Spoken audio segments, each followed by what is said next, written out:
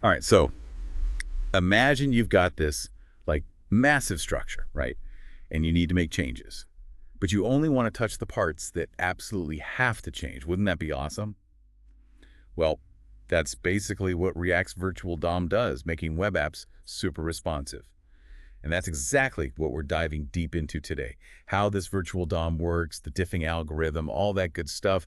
And we're going to look at how developers can really get the most out of it. Yeah, the virtual DOM is like this almost like a working copy of your web page, you know? It gives React a safe space to like test out changes without messing up the actual display for the user. So it's like a dress rehearsal before the main event on screen. Exactly. You see, changing all those elements directly on a web page can get really, really slow. Especially if you're talking about a big, complex application. Think of it this way. Imagine repainting your whole house every time you wanted to change the color of one doorknob. Okay, yeah, I see what you mean. Talk about inefficient. Yeah.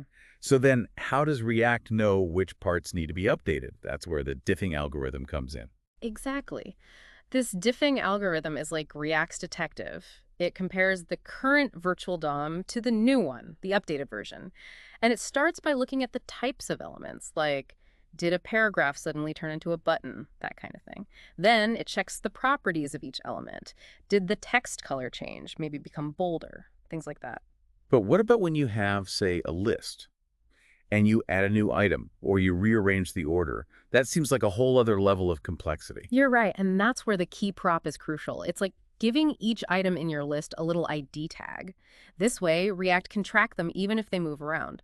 Without these keys, React might think things changed when they didn't, and it would waste a bunch of effort redrawing things unnecessarily. Oh, so it's like preventing React from doing unnecessary work. Right. Makes sense. But doesn't this mean keeping two of everything, the real DOM and this virtual DOM? That seems like it could be a memory hog, right?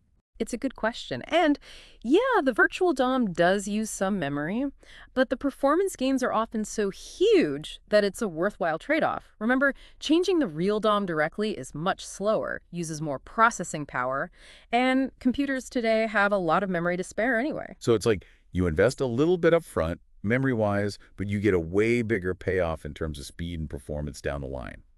Gotcha. But beyond this whole virtual DOM and diffing algorithm, aren't there ways for developers to further optimize performance? Absolutely. React gives you a bunch of tools for fine-tuning performance. A big one is memoization, and that uses things like react.memo and useMemo. Think of it like when you solve a really tough math problem, you write down the answer so you don't have to do it all over again, right? Hmm. Memoization's kind of like that. It remembers the results of these hard calculations so it doesn't have to redo them every single time. So it's like having an answer key for those tricky problems. Yeah. Smart. What about this batching thing I hear about? Batching is all about efficiency too. Let's say you're making a few small changes to your app. Instead of updating the real DOM for each tiny thing, React waits and bundles them together, does it all at once.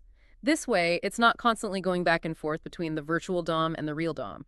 Like, it's more efficient to take one trip to the grocery store for a bunch of things instead of going 10 separate times, you know? I got you, yeah. Like streamlining your errands makes sense. And then there's selective re-rendering. Right.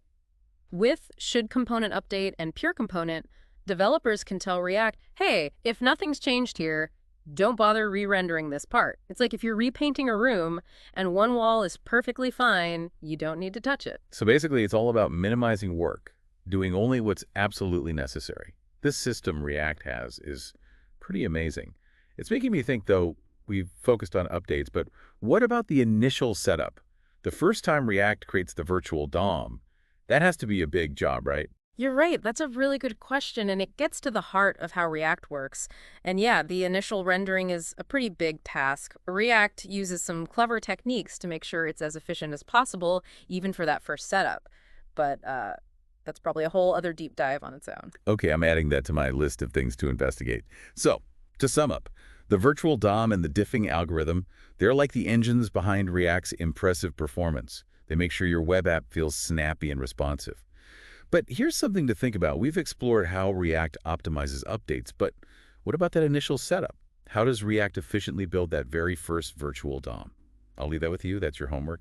Let me know what you find out.